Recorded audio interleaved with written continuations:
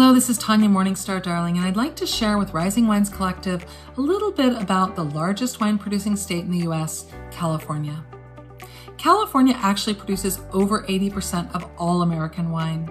And in fact, if California were a country, it would be the fourth largest wine producing country in the world.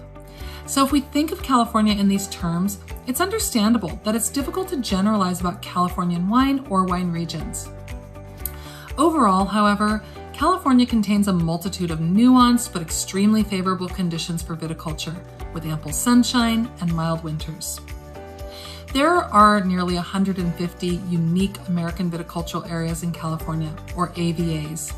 And so obviously I can't go into great detail about each and every one, or even the majority of the most important ones, in the few minutes we have here together today. Rather, I'd like to give you a big picture of Californian wine and paint a few regions with broad strokes.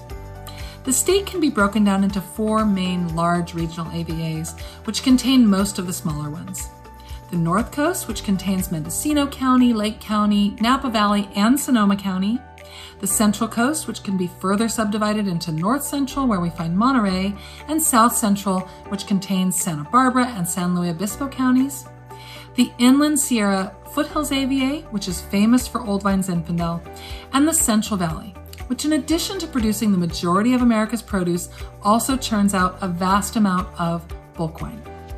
However, the Central Valley also puts out some really interesting Old Vine Zinfandel and Petit Syrah from the Sub-AVA of Lodi, which frankly can be amazingly complex and is usually dirt cheap.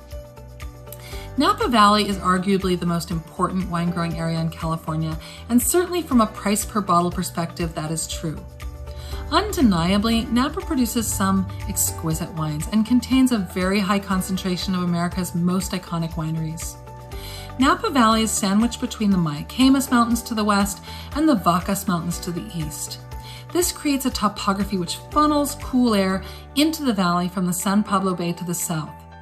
Therefore, and interestingly, the coolest AVAs in Napa are located in the south, such as Carneros, where elegant Pinot Noir and Chardonnay are produced.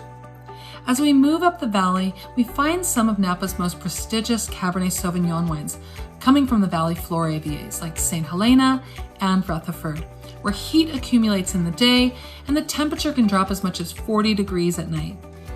In addition to these plush and powerful wines, structured but elegant wines are produced from mountainside AVAs as well, like Mount Veeder in the southern Mayacamas and Spring Mountain in the northern Mayacamas. Although there is a lot of wealth concentration and there are many cult wines in Napa which are out of reach for most, there's still actually no reason to be intimidated. There are many great producers and wines to be discovered, and Napa Valley's hospitality is legendary. Sonoma County is the notorious contrast to the glitter and gold dust of Napa. Here the topography is more diverse and we find a wider array of grapes and wine styles. It is true that tasting room fees are lower and life vibrates at a bit of a more gentle frequency. But honestly, the contrast between the two regions I think gets a lot of hype. Sonoma is the most famous for Old Vine Zinfandel in the northern AVA of Dry Creek, bold Cabernets from Knights and Alexander Valleys, also inland and north, plush Merlot from Sonoma Valley AVA, extraordinary Pinot Noir from cooler AVAs with more coastal influence like Carneros, which is shared with Napa, Sonoma Coast, and the Russian River Valley AVA, one of my favorites. And as I mentioned, California is it's amazingly diverse, and there is so much to discover. But I'd like to close by pointing out that in addition to the elegant, the traditional, and the cult wines of California's most famous regions of the north, there are exciting things happening in regions like Paso Robles and the south central coast, where maverick winemakers are crafting a plethora of grapes ranging from Pinot Noir to Mourvèdre in this little AVA with big diversity in elevation, coastal influence, and soils. I hope that this little taste of California has piqued your curiosity to discover at least some of what California has to offer. But before we go, let's taste a wine. This is a Cabernet Sauvignon from Moon Mountain AVA, which is nestled in the Mayacamas Mountains on the border of Napa and Sonoma counties. You can see that it's dense and opaque, kind of garnet color. On the nose, we have cassis and plum.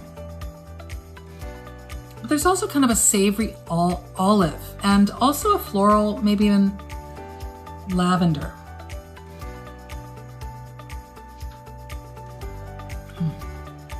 It's muscular and structured, but surprisingly elegant and really inviting. It has the finish is still lingering. I love this wine. I've actually fallen in love with California wines, and I hope that you fall in love with them too.